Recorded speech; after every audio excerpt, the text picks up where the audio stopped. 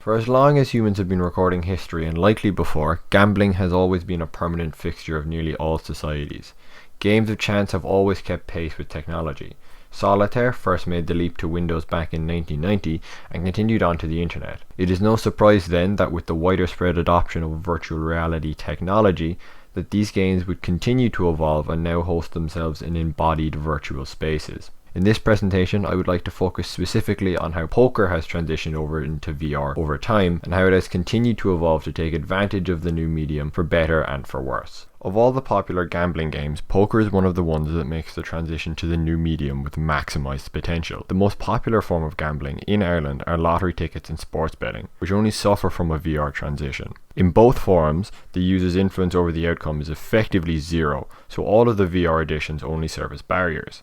By contrast, poker is an involved process. The deck is out of your control, but how you adapt to it is up to you. The personal involvement in play and its outcomes mean that poker can benefit much more than other forms of gambling from VR, and it actually improves on its previous digital ancestors in a way that others didn't. An inherent part of the drama of poker has always been the palpable tension caused from sitting around a table with other players, all trying to catch wind of a tell, a bluff, or anything else that would give you an edge. When playing against a screen, the game becomes divorced from that sense of tangible pressure, but bringing poker into VR brings all of that back into play. In games like PokerStars VR, players are actually embodied in virtual space. They're given an avatar to sit around a table, and all of their actions are given through a motion sensing controller in their hand. Instead of being able to simply look at the cards with button presses, they now have to use their hands again, and the way in which they go about involving their body in their play will communicate to the other players around the table. It should be noted, however, that all of the user's actions are now being filtered through the headset and their controllers. Their body language is not always wholly authentic due to imperfections in motion tracking. That being said,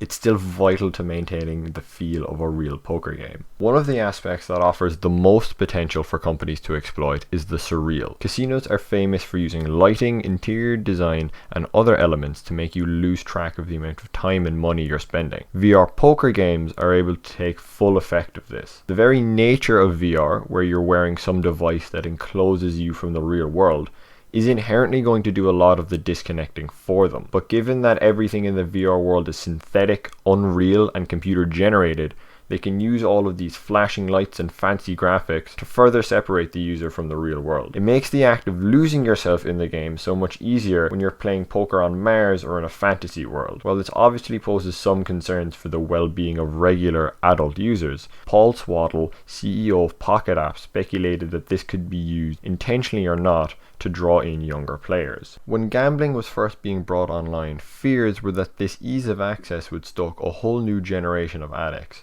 But new research, quote, suggests that internet gambling does not cause gambling problems in and of itself, end quote. And in fact, further research has shown that virtual reality games like poker, because of their immersion, quote, can be used in the treatment of gambling disorder to provide emotionally charged context where patients can practice cognitive behavior therapy techniques in the safety of a therapist's office, end quote. VR provides addicts an avenue to exercise their cravings in a controlled, low-risk environment where with the aid of a professional, they can practice mindfulness techniques to sate those cravings and learn to overcome them. Given the way the wind is blowing, I think it's hard to argue that VR poker isn't going to keep expanding. The VR industry as a whole is set to increase more than threefold over the next 4 years, and the sales for VR games are rapidly increasing in kind. Facebook reported on its Oculus platform over 60 games made money in the millions in 2020, and the VR market share on Steam doubled in that same period. Parallel online gambling is also on the rise, with it being valued at 53.7 billion USD in 2019, and estimates of it growing at a rate of 12% year on year. That being said, I think the devil is in the details. Yes, VR doubled on Steam, but it doubled from 1 to 2%. And according to analysts, VR spending still accounts for just 0.4% of the revenue for the games industry in 2020. VR gambling and poker seem here to stay, in my opinion, and only set to grow. But I feel it's always going to operate within a niche of a niche. That being said, I think VR poker's true strength and abilities come in its pairing with CBT and other forms of therapy to treat gambling disorder, allowing a second-to-none experience for professionals to use when helping those on the road to recovery.